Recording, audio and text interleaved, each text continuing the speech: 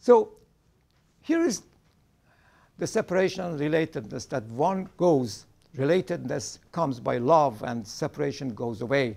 And that's what we get, a law based on its root. But you may have a serious question asking me that, well, this is personal.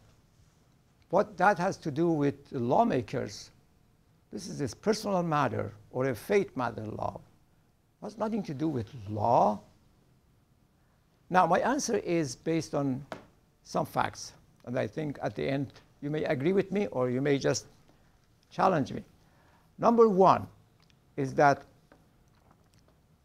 the love that we spoke about and defined it, and principles of humanities used to be pumped into society and individuals by either family institution, the family, functioning family, not dysfunctioning one, or by religion, faith. Both these institutions are losing their grip, family and religion. Religion is becoming more and more formality again, just the same as law, losing the principles that used to be in it. And the family, we see that it's just not functioning. It's the reality of our life. Both parents go to work, children are not cared by their own parents, they don't learn those principles. So there is a vacuum. Who should be responsible for those principles? Those needs are not like the first one. We don't go for them, although we have those needs. But if we get the promotion, we go for it.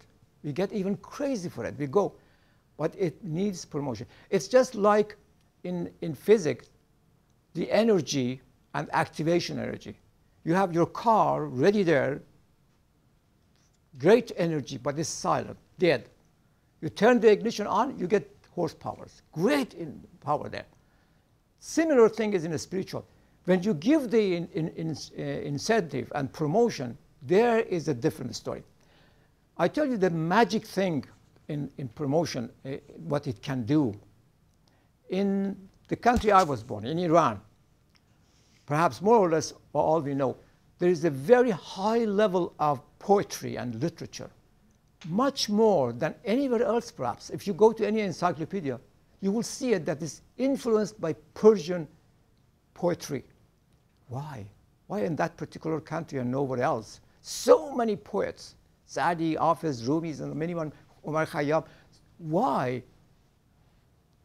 Because promotion. There was a long period that the kings in Iran loved the poets, invited them to the royal court, listened to their poems, gave them rewards. Actually, the poet himself, the kings themselves tried to make poems. They're just almost impressed by this, by literature. That's what we get. Promotion. Similar thing in Vienna, Austria. For 100 years, music flourished. From 1770 to 1870, we had, in such a rather short period historically, we had all the great composers in that period.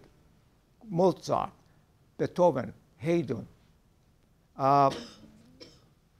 Bach, all in that 100 years period. Why? Another period of promotion. The emperor loved them. The emperor invited them, rewarded them, listened to and encouraged them, promoted them, and the people followed the example. People also loved them. They attended a lot of symphony, listened to. So here we go. Promotion does a great thing. But what the promotion does today? What type of promotion we have? You turn on your radio, TV, or whatever, or internet, you're bombarded with promotion to buy something. Wait, there is another sofa for full year, no payments. Oh, honey, let's go and buy it. But honey, you just had the sofa last year, it's still brand new. Why don't we promote that, have somebody sitting on that sofa, not only sitting on that sofa, be so impressed by our unconditional love that he or she doesn't care whether sitting on the sofa or a piece of rock or wood. That's the promotion we are missing. We have enough of the promotion for our biological needs and zero for our spiritual. I guess we are close to the end and have time for your feedback, your comments. The good news here that if any one of you got a chance to read Charles Taylor's, the Templeton Prize winner, he speaks about in his book, The Source of the Self, he speaks about the inwardness of new generation, that they more and more look inside and becoming more conscious of their conscience in a way that they don't even need to be told about the cultures, about the principles of humanities. They are looking for it. This generation welcomes the call for overhauling our system to make it more human. This is a generation very conscious of the principles of humanities. It's a generation that the call for thou shalt not kill is insult. Now the call should be thou shalt serve others and love others. They welcome it. That's the good news. And our legal system is just like letting it go like a beautiful wild flowers, not getting enough water or wind, cold wind just kills them off. This generation needs this type of law that we are talking about based on love.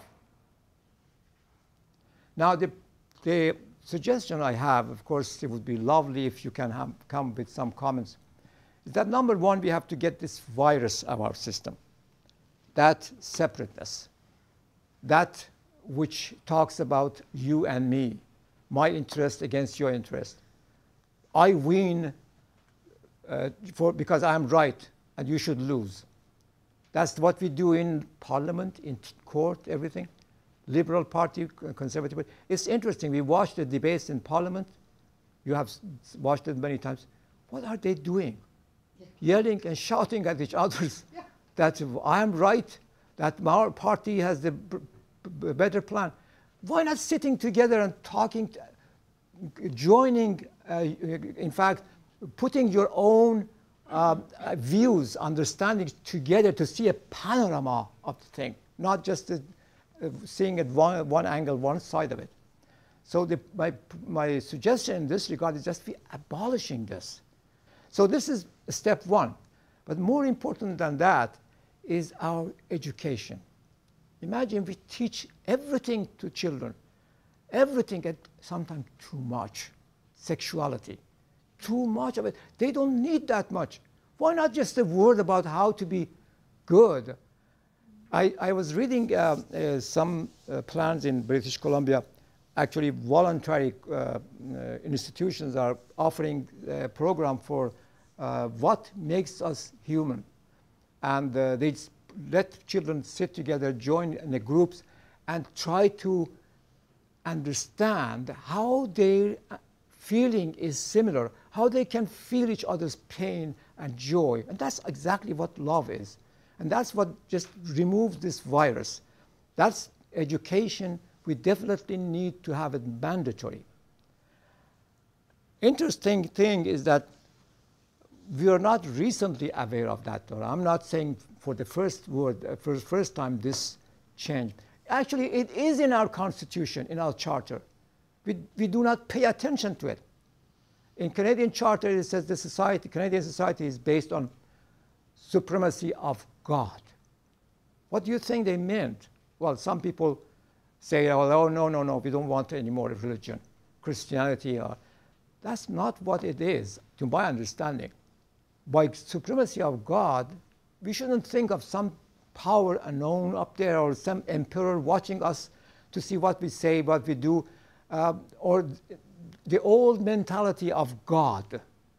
I believe what the fathers of Charter, whoever made that, their intention was that those principles that make us human, not that supremacy of God just for sake of not unknown power somewhere.